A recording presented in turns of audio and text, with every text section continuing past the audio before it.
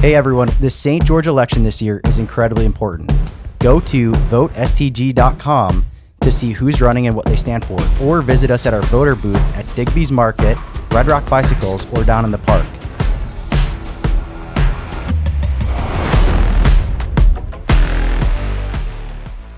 If we could just open up somebody's brain and see exactly what was nature or nurture, if there was something environmental causing these issues, boy, we'd sure be better off. And I'm super excited, by the way, just on a... we bounce around. The whole show is bouncing around, but that's okay. I just went to a little seminar from Lincoln Nadal over at what's it called? The Genomics that's tied in with Intermountain Health. Oh, right. And the genomics we're doing in St. George is it's cutting edge. Cutting edge. It's going to be so exciting what's going to happen here with genomics. But anyway, that kind of answers my question, is what's actually happening. What are these medications doing to our body? What's effective? What's not effective? Genomics can solve a lot of those. Yeah. A lot of those things. But anyway, back to the kids.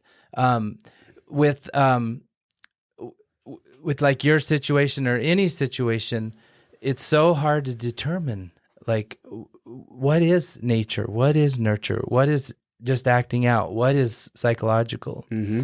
And so we try to, have these facilities or this mental health treatment, but there's no real science. I mean, we call it a science, but you really don't know for sure. Yeah. So one therapist would probably treat the exact same patient completely different from another therapist, because we don't have that map. We don't know exactly what's going on. We are, no matter what they say, they are kind of guessing. Yeah. And if you've been in my world, you see that. Well, yeah. There's so much difference between therapists. Yeah, when it comes to mental health, it's like the scientific method means you got a theory and then you test it and then it's repeatable. But so often it's so hard. Our brains, they're like so our fingerprints. Many factors. They're like our fingerprints, Yeah. So it's like... So, going back to, my example of me growing up and having to work and building that grit and working at the turkey farm out there in those ponds in the middle of the hot summer, with dead cows in them. It was crazy, you know? And you just develop this work ethic that is so difficult. I say so many times now, I wish my kids had a turkey farm. Yeah. I wish so much that, they'll complain about having to go to practice. I'm like, I was working a job and going to practice and trying to do my homework at 10 o'clock at night, it's hard for me to feel sympathy for you, but that's just where we're at. We're way more affluent. It's just a different time. We're a little bit afraid. There's so much good work on the importance of letting your kids get out and play, and we've created a society that we go to every sport, every ballroom, we keep our kids so busy with structured activities. I think we really need to get back. And I'm the biggest sports freak. I was playing 4 sports in high school. Yeah. But but some of that comes, there's some drive in there too. But it right? was, I wanted it. It wasn't my parents taking me, they never went to one practice, Yeah. It was me who wanted to do that. But also it was only the sport when the sport was happening. I didn't play football all year round, or I didn't wrestle all year round. I wrestled during the season. Yeah. And so when you think about like this work ethic, because I think this is definitely a challenge, because I've heard studies about how just men in general, right, or just breadwinners in general are less motivated to work. There's less incentive for somebody to try hard because there's so many easy opportunities to get the bottom of the Maslow hierarchy. You don't appreciate anything unless you have to work for it. Yeah, I agree. I always use the example when I was 16, my grandpa passed away and I inherited his Toyota pickup. Coolest truck in the world. Nice. For a 16-year-old in 1986. Yeah. Like that's once in a lifetime, right? And I beat the crap out of that truck. Like I climbed every hill in the Hurricane. I mean, I was up on Kolob. It took you everywhere. Beat the snot out of it, but I didn't have to pay for that. Yeah. It was just given to me. Yeah. Now, when I got it was like a trophy. my own truck, yeah, I took a lot better care of it, and that's just human nature. we appreciate things when we have to work for them. I can't agree with you more. And so our kids, we have to figure out a way to let them build that tenacity and build that grit. We always talk about grit. They have to build that Angela grit. Duckworth. Yeah. There's so many times, like in my career, there's so many times when you thought, oh man, this is the end. There's no way I can figure this problem out. But you just, your whole life experiences is you never quit. Yeah. And just keep going. Yeah. And so thinking about where your life has got you to this point, what made you qualified, not to question your qualification, but like, what is it the deck stacked up for you to be the director of economic development? I think we've rotated through a few directors over the last couple of years, 7 years. Yeah. And before that, I think we had somebody that was there for like 15 years or something like that. So Scott Hershey.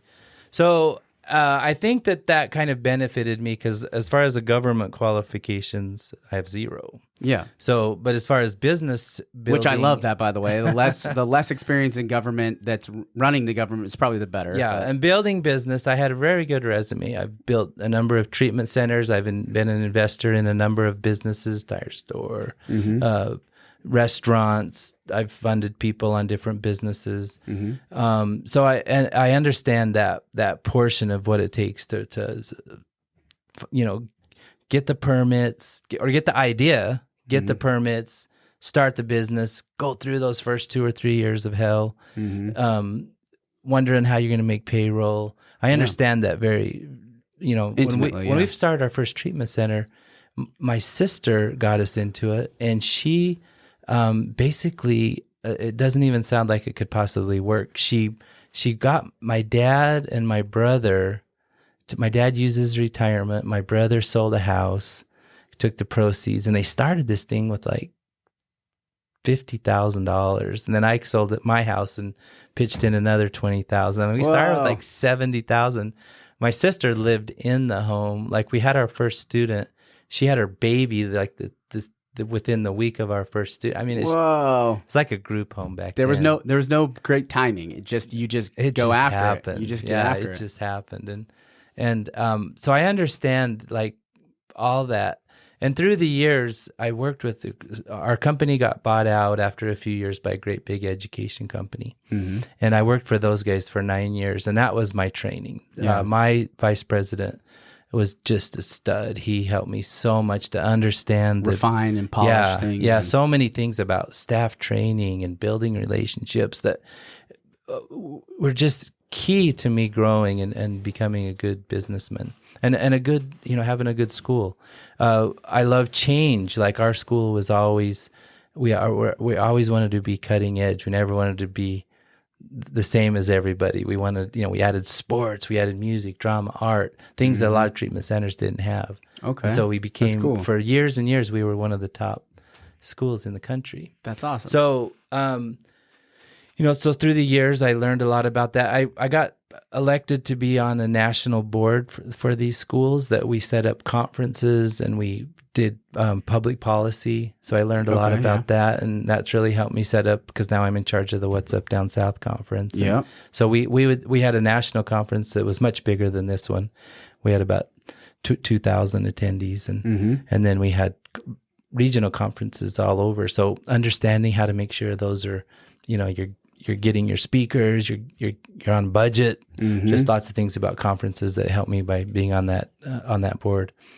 And then I think just in these treatment centers, you're dealing with local, county, state, and federal regulations. Yeah. So that really gave me a broad